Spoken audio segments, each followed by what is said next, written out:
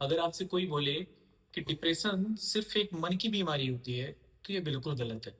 क्योंकि डिप्रेशन सिर्फ आपके मन को ही प्रभावित नहीं करता, ये आपके जोड़ों को, आपके मांसपेशियों को, आपके हार्मोनल बैलेंस को, इनफैक्ट आपके पूरे शरीर को प्रभावित करता है।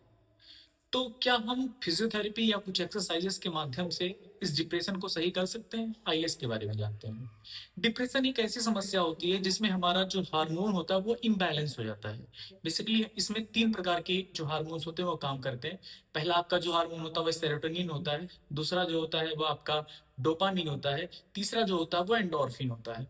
अगर हमारा सेरोटोनिन अच्छा नहीं रहेगा, कम रहेगा, तो हमारा मूड डिस्टर्ब रहेगा, हम एकाग्रचित नहीं रह पाएंगे। दूसरा जो एंडोर्फिन होता है वो नेचुरल पेन किलर्स रहेंगे, तो आपके शरीर में लगातार दर्द बना रहेगा।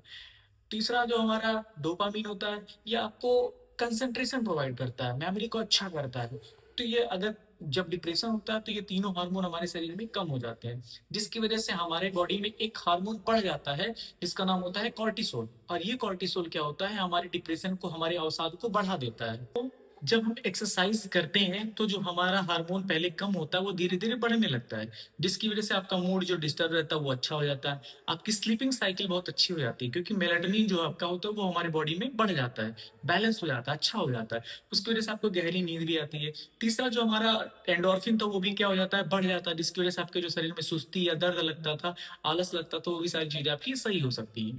तो इस दौरान होता क्या है, क्योंकि जब हम एक्सरसाइज करते हैं, मूवमेंट करते हैं, तो मूवमेंट जो होता है वो एक एंटी डिप्रेशन ड्रग्स की तरह काम करता है। यानी जो आपका मूड पहले डिस्टर्ब रहता था, आप डिप्रेशन में जा रहे होते, तो एक्सरसाइज के माध्यम से आपके ब्रेन के अंदर जो ब्लड फ्लो होता है वो बढ़ जाता है। यानी मूवमेंट साइंस जो होता है वो आपके ब्रेन के अंदर एक न्यूरोट्रॉफिक फैक्टर्स जो होता है उसको क्या करता है, डेवलप करने लगता है, जिसकी वजह से न्यू ब्लड सेल का क्या हो जाता है, फॉर्मेशन हो जाता है। जब हमारा ब्लड फ्लो ब्रेन के अंदर अच्छा होगा तो उस दौरान आपका न्यूरोप्लास्टिसिटी अच्छी हो जाती है, सारी चीजें अच्छी हो जाएंगी। तो जो आपका शरीर दर्द से जकड़ा हुआ था, स्टिफनेस थी, जॉइंट में पेन था, तो वो सारी दिक्कतें आपकी धीरे धीरे सही हो जाएंगी। हार्मोन का अच्छे होने की वजह से आपका जो मूड है वो आपका सही स्टेबलाइज रहेगा, मूड आपका अच्छा बेहतर रहेगा। तो ये सारी चीजें अगर आपका बेहतर रहती हैं तो धीरे धीरे जो डिप्रेशन है वो धीरे धीरे कम हो सकता है। लेकिन क्या अगर सिर्फ फिजियोथेरेपी के माध्यम से डिप्रेशन का इलाज है? तो ये पॉसिबल नहीं है, आपको डॉक्टर की भी नीड पड़ेगी, जो मेडिकल डॉक्टर है उससे भी आपको सहायता लेनी पड़ेगी, आपको डाइट का भी सहायता लेना पड़ेगा, इसके साथ ही साथ आपको एक्सरसाइज और फिजियोथेरेपी का भी सहायता लेना पड़ेगा।